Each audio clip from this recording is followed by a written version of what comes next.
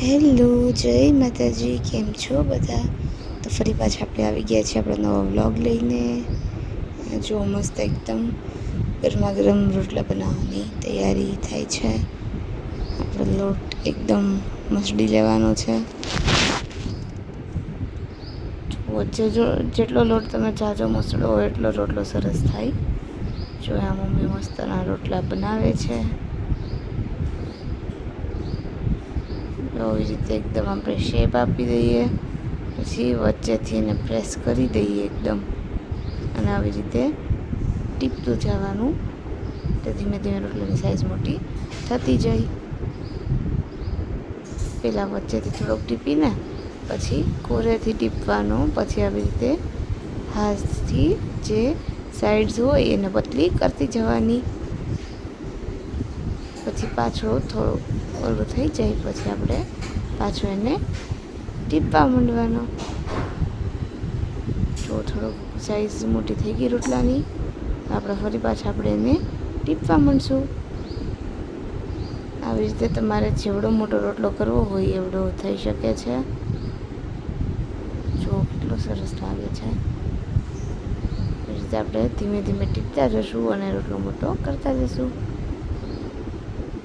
અને રોટલો થઈ જાય અને આપણી તાવડી ગરમ થઈ જાય એટલે આપણે ડાયરેક્ટ આપણો રોટલો તાવડી પર રાખીને શેકી લેશું. જો અહીંયા આપણો રોટલો તૈયાર છે. તાવડી પણ ગરમ ઓલરેડી થઈ ગઈ હતી. રોટલો આપણે મૂકી દીધો છે તાવડી ઉપર, અને એક સાઈડથી થોડો ચડી પણ ગયો છે. આટલો ચડી જાય એટલે ફેરવી નાખવાનો, પછી બીજી બાજુ એકદમ ચડી જાય પછી પાછો ફેરવી નાખવાનો, એટલે મસ્ત એકદમ ચડી જાય. જો આવો રોટલો થઈ જાય. ફેબા માટે કરી હતી પાલકની ભાજી અને રોટલો, અને અમારા બધા માટે બનાવ્યું હતું સેવ ટમેટાનું શાક અને ભાખરી. આ તો આપણું રાતનું ડિનર. અને સાંજે હું ગઈ હતી ગાયત્રી મંદિરે. બહુ જ એકદમ શાંતિવાળું વાતાવરણ હતું. કેટલા બધા બેઠા હતા ત્યાં બાકડે ને મોલી સાઈડ. જો આ છે આપણું ગાયત્રી મંદિર. ત્યાં હું ગઈ હતી દર્શન કરવા માટે. અને જો તમે આગળનો બ્લોગ જોયો હશે તો તમને ખ્યાલ હશે કે આપણે અમાસના દિવસે માતાજીને એક સાડી ચડાવી હતી. તો જો અત્યારે માતાજીને એ જ સાડી પહેરાવી છે. માતાજીને બહુ જ મસ્ત લાગે છે શણગાર બધો, જોઈ શકો છો તમે. જુઓ, પછી રાત્રે ઘરે બનાવી આપણે દહીંની તિખારી. ભાખરી ઓલરેડી થઈ ગઈ હતી.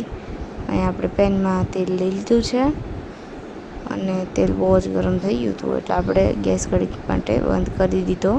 અને પછી અંદર આપણે જીરું, હિંગ અને લસણ એડ કરી દીધું.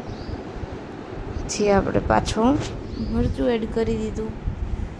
આપણે જે ખાંડેલું લસણવાળું મરચું આવે છે એ મરચું આપણે એડ કરી દીધું છે, અને જોડે થોડું એવું પાણી નાખી દીધું છે જેનાથી મરચું દાજે નહીં. અને જો આ બધાને સરખી રીતે એકદમ મિક્સ કરીને પછી હવે આપણે ગેસ શરૂ કરી દીધો છે, નગર પછી મરચું દાજી જાય જો બહુ તેલ આવી ગયું હોય તો.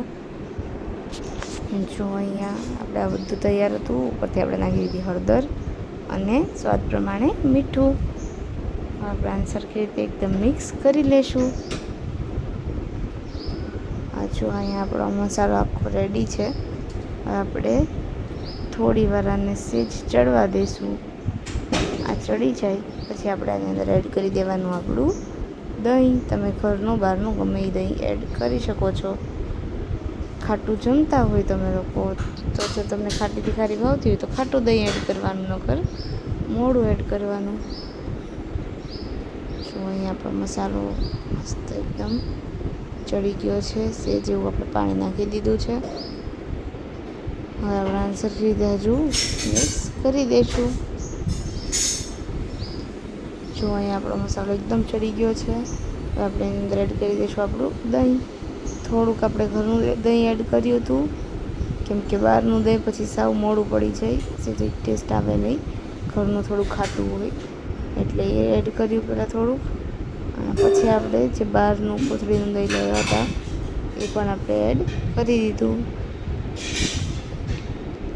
અને પછી આ બધું તમારે ગેસ બંધ કરીને એડ કરવાનું, નકર પછી દહીંની બદલે છાશની તિખારી થઈ જશે જો ગરમ હશે તો.